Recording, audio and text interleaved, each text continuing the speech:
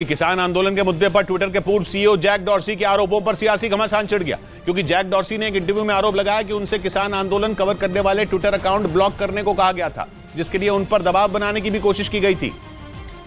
यही नहीं, ट्विटर के पूर्व सीईओ जैक डॉर्सी ने आरोप लगाया कि किसान आंदोलन के दौरान उन्हें लगा कि ट्विटर को भारत में बंद कर दिया जाएगा और भारत में ट्विटर के कर्मचारियों के घर पर छापे मारे जाएंगे।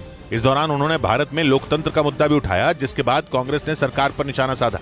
ये दिखाते हैं कि किस तरह से लोकतंत्र में हर उस आवाज का दमन किया जाएगा जो थोड़ी सी जरा सी भी हिम्मत दिखाएगा। लेकिन सरकार ने दो टूक कह दिया कि डॉर्सी ने झूठ बोला। जो कहा गया है वो झूठ और सफेद झूठ है। जैक डॉर्सी ने 29 नवंबर 2021 को ट्विटर के सीईओ के पद से इस्तीफा दे दिया था और उनके इस्तीफे से पहले भारत में कृषि सुधार बिल के विरोध में किसानों के आंदोलन का मुद्दा गरमाया हुआ था। उधर रूस के राष्ट्रपति व्लादिमीर पुतिन यूक्रेन की जंग में घायल हुए अपने सैनिकों से मिलने अस्पताल पहुंच गए। वहां उन्होंने सैनिकों को जंग के मैदान में बहादुरी दिखाने के लिए सम्मानित भी किया, ताकि उन्हें और रूस के बाकी जवानों को यूक्रेन की जंग जीतने के लिए जोश से भरा जा सके। आमतौर पर पुतिन आम सैनिकों से आमने सामने मुलाकात नहीं करते, मगर जब यूक्रेन ने युद्ध में जबरदस्त पलटवार शुरू कर दिया तो पुतिन खुद मिलिट्री हॉस्पिटल में जख्मी सैनिकों से मिलने पहुंचे। वहां उन्होंने एक एक सैनिक से हाथ मिलाया और फिर हर जवान के पास जा जाकर उसे मेडल पहनाया। इस दौरान एक ऐसी घटना भी हुई जो किसी राष्ट्राध्यक्ष के साथ देखने को नहीं मिलती। सैनिकों को सम्मानित करने के बाद पुतिन खुद अपने हाथों से एक कुर्सी उठाकर लाए और सैनिकों के बीच में बैठ गए। इस बीच पश्चिमी मीडिया ने दावा किया कि यूक्रेन जंग में रूस की फौज के एक और जनरल की मौत हो गई।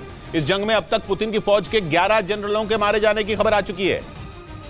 यानी रूस की सेना को लगातार झटके लग रहे हैं। पश्चिमी मीडिया के मुताबिक रूस के जिस जनरल को यूक्रेन ने मार गिराया वो लंबे वक्त से डोनेस्क में मोर्चा संभाले हुए थे, लेकिन दावा किया गया कि यूक्रेन ने उन्हें डोनेस्क में ही मिसाइल से हमला कर मार गिराया।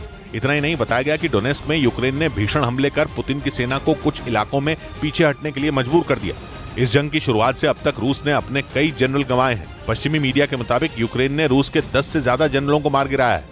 इस बीच यूक्रेन की फौज ने बखमुत में रूस के कब्जे से 7 गांवों को आजाद करवाते हुए उन्हें अपनी मुट्ठी में करने का दावा किया। इतना ही नहीं, यूक्रेन की सेना ने बखमुत में अच्छी खासी बढ़त बनाने की बात भी कह डाली।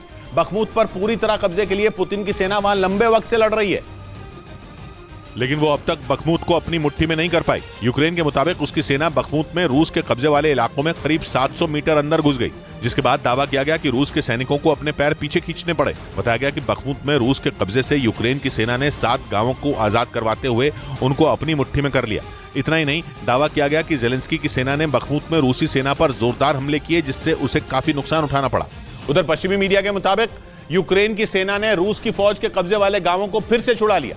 जेलेंस्की की सेना ने दावा किया कि डोनेस्क के 3 गांवों पर अब उनके सैनिकों का कब्जा है, जिसका एक वीडियो भी यूक्रेन की सेना ने जारी किया, जिसमें खंडहर हो चुकी इमारत के बाहर और अंदर यूक्रेन के सैनिक अपने देश का झंडा लगाते दिखे। यूक्रेन की सेना ने दावा किया है कि उसके सैनिकों ने अपने 3 गांवों को रूसी सेना के कब्जे से छुड़ा लिया है, जिनमें पूर्वी डोनेस्क का नेस्कुचने, ब्लाहुदातने और मकरिवका गांव शामिल हैं। इन गांवों पर पुतिन की फौज ने पिछले साल ही कब्जा कर लिया था, लेकिन अब एक बार फिर इन गांवों पर यूक्रेन ने कब्जे का दावा किया और इस इलाके में अपने सैनिकों की संख्या बढ़ा दी। हालांकि रूस की सेना की तरफ से यूक्रेन के दावे पर कोई प्रतिक्रिया नहीं आई।